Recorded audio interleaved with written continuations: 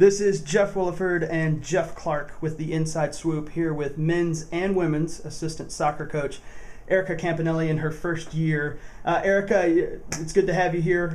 A lot of people have seen you on campus, don't really know who you are yet, but you're listed, as I said, as the assistant for men's and women's soccer. Maybe kind of tell us about those roles that you do with each team.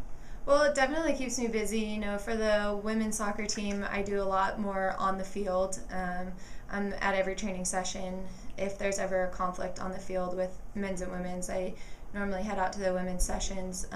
For the men, I do a lot of the administrative stuff, a lot of the trip planning, just kind of helping Kenny out wherever he needs an extra set of hands. So the men's work is a lot more administrative, but of course whenever I can be out on the field with them too, I love to support the guys and watch them. It's a pretty talented group, so they're a lot of fun. All right, you came from University of Texas at Austin. Now you're at UT Tyler. A big difference between D1 soccer, D3 soccer, in my standpoint, from what I've seen. But what can you tell us? You know, playing Division I, Big 12 soccer against some of the best athletes in the country, and then coming to UT Tyler, a smaller school with no scholarships. Maybe tell us a little bit about the difference between the two UTs. Well, I think it's fun. I mean, there's definitely different challenges and different opportunities at both schools. I think one of the neatest things about D3 is that all the girls are here because they love the game.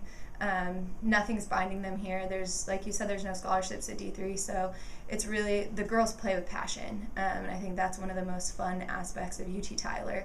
I mean, can't take anything away from the Longhorns. I love them. I'll bleed orange forever, but yeah, I guess I would say the biggest difference is just the fact that smaller scale. It has the same UT pride. You know, you want to do your best every time you're on the field, compete hard, work hard, all the same foundations. It's just on a little bit of smaller scale. Yeah, and obviously one of the differences is Tyler and Austin. You moved here not too long ago. I'm sure you've been here before, but maybe tell us some things that stand out to you in Tyler that maybe you don't have in Austin, which may sound like a funny question, but sure. Well, Austin and Tyler are definitely night and day. One's nice big city, and the other one's a little bit more small and homey. I love them both. I love Austin. Maybe one day I'll end up back in Austin in my future, but for now, Tyler's great.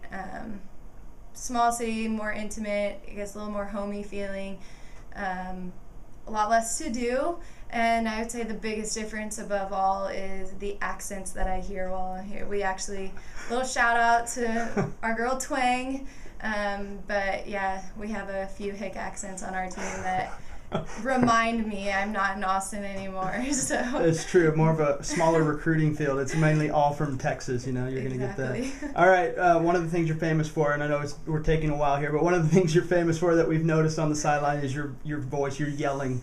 Very, very vocal. I was going to say, I was going to bring you a box of lozenges because it seems like you probably go through a box a week. Tell us about the yelling and kind of why you do it, and if it inspires your team or not. I would have appreciated the box of lozenges because I do actually go through quite a few on game day.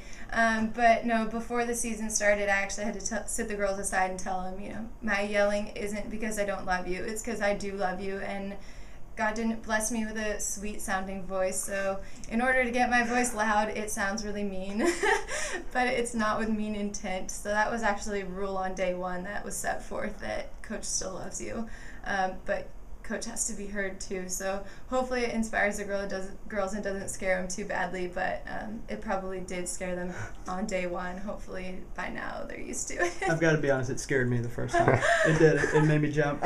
Last question. Everyone wants to know, everyone at home who's watching this, all these thousands of people want to know, what is on your iPod right now? What are you listening to? What's hot? I would say people probably wouldn't guess it when they look at it. I listen to most random music, anything from probably Christian's the most common, country's the next most common.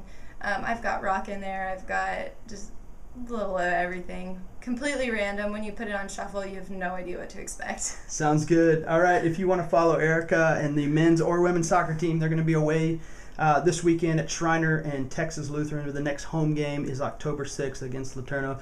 Erica, thanks for your time. Thank you.